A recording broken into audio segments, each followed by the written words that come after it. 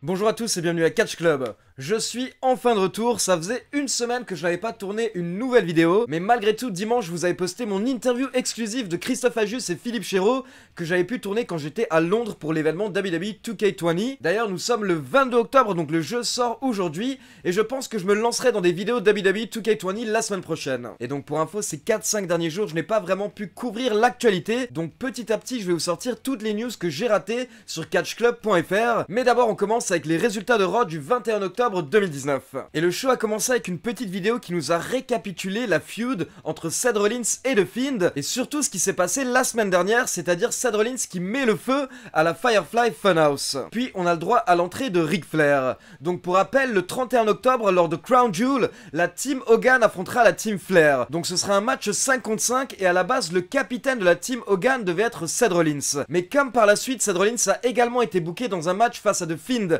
lors de Crown Jewel, il a été retiré du match Team Hogan contre Team Flair. Et lors du dernier épisode de SmackDown, on a appris que le nouveau capitaine de la Team Hogan est Roman Reigns. Ce qui fait qu'actuellement on connaît les 5 membres de la Team Hogan. Il s'agit de Roman Reigns, Rusev, Ricochet, Shorty G qui est le nouveau nom de Chad Gable, et Ali également connu sous le nom de Mustafa Catch Club. Et au niveau de la Team Flair, on avait 4 noms actuellement: Bobby Lashley, King Corbin, Shinsuke Nakamura et le capitaine Randy Orton. Et donc Ric Flair vient sur le ring pour nous annoncer le 5e membre de son équipe, Drew McIntyre. Et donc ça nous mène tout de suite au premier match de la soirée, un match entre un membre de la Team Hogan contre un membre de la Team Flair. Il s'agit de Ricochet contre Drew McIntyre. Et Drew McIntyre a demandé à Ric Flair de s'asseoir au bord du ring pour pouvoir regarder le match et voir ce que Drew McIntyre va faire à la Team Hogan lors de Crown Jewel. Et donc forcément avec les deux catcheurs présents, on a eu le droit à un très bon match, un match qui a duré près de 18 minutes avec beaucoup de tentatives de tomber et de kick-out à la dernière seconde,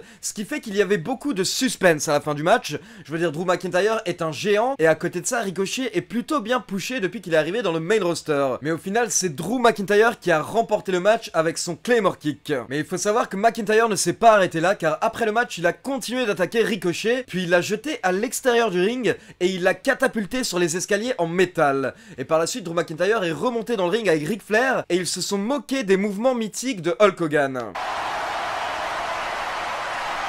Puis en coulisses, on a eu le droit à une petite interview des OC qui se sont moqués des Street Profits et de la ville de Cleveland. Puis les commentateurs nous récapitulent un petit peu ce qui s'est passé lors du draft. On peut voir le roster de Raw, et on a même droit à une petite vidéo qui se consacre aux nouveaux arrivés comme Andrade, Buddy Murphy ou encore Aleister Black. Et justement d'ailleurs, on a eu le droit à une petite promo d'Aleister Black en coulisses. Et comme d'habitude, en gros, Aleister Black souhaite se battre, donc ça nous mène au second match de la soirée, Aleister Black contre Jason Reynolds. Donc Jason Reynolds est un talent local, donc bien entendu ça a été un squash match, et Aleister Black a remporté le match en moins de 2 minutes avec son Black Mass. J'ai vraiment hâte de voir ce que Paul Heyman va faire avec Aleister Black, parce que c'est vraiment tout un personnage, et je pense qu'il y a beaucoup de choses à faire avec lui. Il y a un gros potentiel derrière Aleister Black, mais pour le moment en fait, à part les petites vignettes et quelques combats, il n'a pas été dans une réelle storyline, dans une vraie rivalité, avec une histoire, avec un fond derrière. Donc j'ai vraiment hâte de voir quelle sera sa grande première rivalité. Ensuite on a le droit à une nouvelle petite vignette des AOP, donc toujours dans le même style, ils sont en costume dans une salle assez sombre, et donc ils parlent dans leur langue d'origine. Et à la fin de la vidéo, les AOP annoncent que le prochain chapitre de l'histoire du catch par équipe à Raw va être écrit avec du sang, et il va être écrit par les AOP. On continue maintenant avec Jerry Lawler qui est dans le ring pour le King's Court, et il va accueillir Rusev qui va nous parler de ce qui se passe avec Lana et Bobby Lashley actuellement. Jerry Lawler dit que tout ce qui se passe au sein d'un couple dans le mariage devrait rester privé, mais actuellement en fait Bobby Lashley et Lana montrent tout à la télévision. Puis Lawler explique que Lana s'est plaint du fait que Rusev envoyait trop d'argent à sa famille en Bulgarie. Lana s'est également plaint du fait que Rusev intervenait dans sa carrière de mannequin, et du fait que Rusev se plaignait que Lana dépense trop d'argent en général. Et donc Rusev a été assez direct, il a dit que tout ça est de la faute de Bobby Lashley, donc il va crusher Bobby Lashley. Par contre, il continue en disant que peut-être qu'il est un petit peu bête, mais il continue de rêver, il espère que tout va s'arranger avec Lana et qu'ils pourront se remettre ensemble et avoir une longue et heureuse vie. Et justement à ce moment-là, Bobby Lashley et Lana sont apparus sur l'écran géant, et en fait on a pu se rendre compte qu'ils étaient dans un restaurant. Lana demande d'ailleurs à Rusev s'il reconnaît ce restaurant, puis elle précise qu'il ne peut pas connaître ce restaurant car Lana lui a demandé plusieurs fois d'y aller, mais Rusev a toujours refusé. Alors que son nouvel homme, Bobby Lashley, a tout de suite accepté car il souhaite lui faire plaisir. Et la petite vidéo s'est terminée avec Lana et Bobby Lashley qui se disent qu'ils s'aiment. À ce moment-là, on peut voir un Rusev totalement dépité dans le ring, mais d'un coup Rousseff prend le micro et il dit qu'il va leur répondre face à face car il sait exactement où il se trouve, il connaît ce restaurant. Et là on peut voir Rousseff qui quitte le ring et qui retourne en coulisses. Apparemment il se dirige vers le restaurant où se trouvent Lana et Bobby Lashley. Puis on a le droit à l'entrée de Andrade accompagné par Zelina Vega qui nous fait un petit speech pour se moquer de Sin Cara, l'adversaire de Andrade ce soir. Zelina Vega nous explique que Sin Cara signifie sans visage. Et donc elle dit que ce soir Sin Cara va repartir sans visage, mais également sans victoire, car c'est Andrade qui va remporter le match. Et donc on a le droit au retour de Sin Cara qui n'était plus apparu à la WWE depuis des mois. À la base en fait il était blessé, mais ça faisait bien 2-3 mois en fait qu'il était revenu de blessure, mais la WWE ne savait pas comment l'utiliser, donc il était tout simplement en coulisses et il faisait beaucoup d'apparitions publiques. Et justement lors de son entrée, la WWE nous a montré une petite vidéo des différentes apparitions publiques de Sin Cara, et ils ont insisté sur le fait que Sin Cara est un homme au grand cœur et qu'il est très respecté au Mexique. Et encore une fois, j'ai beaucoup apprécié ce match parce que forcément, on a deux catcheurs qui savent bien travailler ensemble. On a souvent vu Sin Cara galérer à travailler avec les autres catcheurs car forcément, tout le monde ne sait pas s'adapter au style lucha libre. Mais Andrade a grandi dans ce style, donc honnêtement, c'était un match très agréable. Et à la fin, forcément, Zelina Vega est intervenue. Elle a porté un ciseau de tête à Sin Cara à l'extérieur du ring. Et donc par la suite, ça a permis à Andrade de porter son Hammerlock DDT pour la victoire. Et pendant le match, on pouvait voir Humberto Carrillo qui était en train de suivre ce match en coulisses.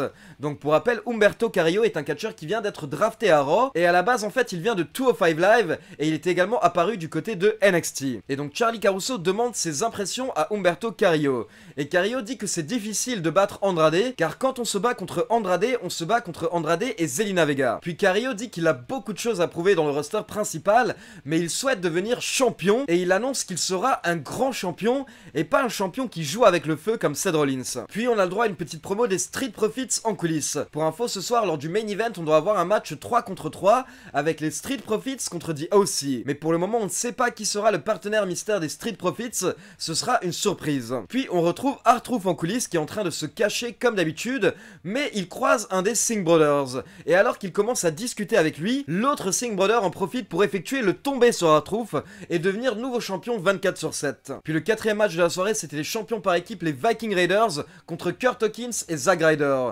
Donc Hawkins et Ryder ont essayé de se défendre, mais honnêtement ils sont perdus assez rapidement en moins de 4 minutes suite au Viking Experience. Puis on retrouve Bobby Lashley dans le restaurant avec Lana, et à ce moment là en fait on peut voir le manager du restaurant qui vient parler à Bobby Lashley et Lana. Et le manager annonce qu'il a entendu que Rousseff serait en route vers le restaurant, donc il demande à Bobby Lashley et Lana de partir.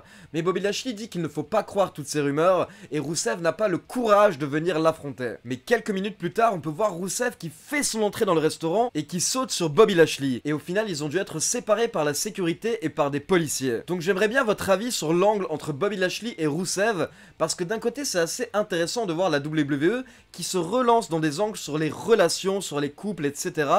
Mais d'un autre côté, je vous avoue que pour le moment, moi, ça ne m'emballe pas vraiment. Ensuite, on a le droit à l'entrée de Rey Mysterio qui nous annonce qu'il s'entraîne actuellement avec Cain Velasquez pour le préparer à son match face à Brock Lesnar lors de Crown Jewel. Rey Mysterio dit que Cain Velasquez va devenir le nouveau champion WWE et que par la suite, ils pourront tous fêter en famille. Mais à ce moment-là, il se fait interrompre par Paul Heyman. Paul Heyman dit que Brock Lesnar repense à sa défaite face à Cain Velasquez chaque jour depuis 2010. Et il dit que tout ce que Brock Lesnar attendait, c'était de pouvoir se venger, et au final, Rey Mysterio est venu lui servir sa vengeance sur un plateau en argent. Mais très rapidement, Rey Mysterio a interrompu Paul Heyman et il a commencé à parler en espagnol. Mais à ce moment-là, on a eu le droit à l'entrée de Shelton Benjamin. Shelton Benjamin se moque du fait que Rey Mysterio a amené Cain Velasquez pour venger Rey Mysterio et son fils, car au final, Rey Mysterio ne pouvait pas se venger tout seul. Shelton Benjamin se dirige vers le ring et il se demande pourquoi est-ce que Cain Velasquez a un match pour le titre. Et il continue en précisant qu'il est un vieil ami de Brock Lesnar, car il faut savoir que les deux étaient colocataires quand ils étaient à l'université et ils s'entraînaient ensemble car ils étaient dans la même équipe de lutte. Et donc Benjamin commence un petit peu à s'énerver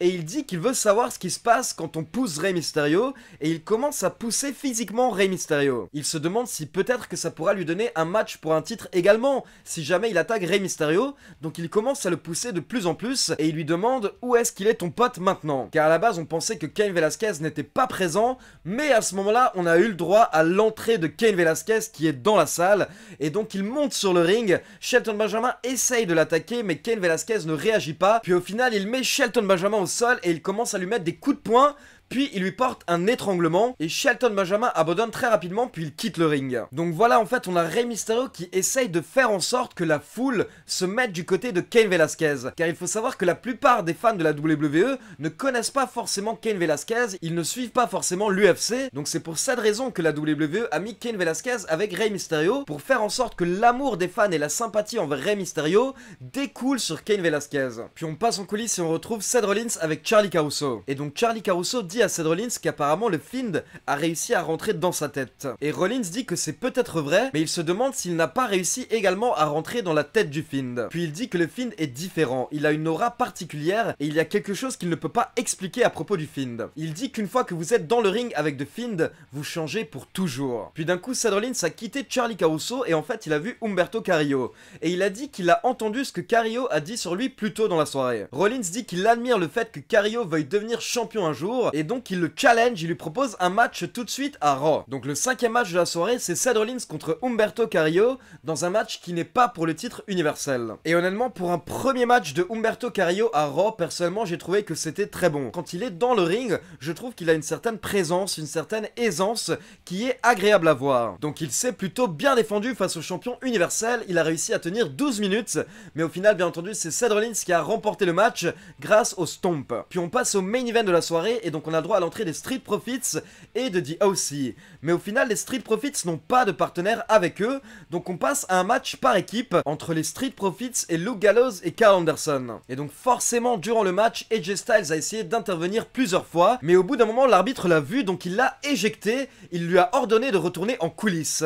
Et à ce moment là AJ Styles a commencé à protester et là on a eu le droit à l'entrée de Kevin Owens. Kevin Owens a débarqué et il a porté un stunner à AJ Styles et donc ça a permis aux Street Profits de pouvoir s'occuper de Gallows et Anderson. Et donc au final ce sont les Street Profits qui ont remporté le match grâce à un frog splash de Montez Ford. Donc Kevin Owens c'était la petite surprise des Street Profits. Et donc maintenant on est vraiment dans une nouvelle phase une fois que le draft est passé. Lors des prochaines semaines on va avoir le droit à de nouvelles rivalités, on va voir de nouveaux visages, de nouveaux catcheurs qui vont s'établir. Mais malheureusement avant ça on a Crown Jewel, ce pay-per-view qui ne sert pas vraiment à grand chose et qui habituellement ne permet pas d'avancer les rivalités car on a surtout des matchs choc, des matchs buzz, de grosses affiches mais pas vraiment de storyline. Donc voilà c'est tout pour Raw, comme d'habitude n'hésitez pas à me dire ce que vous avez pensé de Raw dans les commentaires et n'oubliez pas de liker la vidéo, de vous abonner à la chaîne et de cliquer sur la petite cloche pour être informé de la sortie des prochaines vidéos. Comme je vous l'ai dit vous pouvez retrouver l'interview de Christophe Ajus et Philippe Chéreau sur Catch Club, je l'ai posté dimanche et dans les prochains jours je posterai une interview de Jinder Mahal que j'ai rencontré lors de l'événement spécial WWE 2K20. Ciao tout le monde!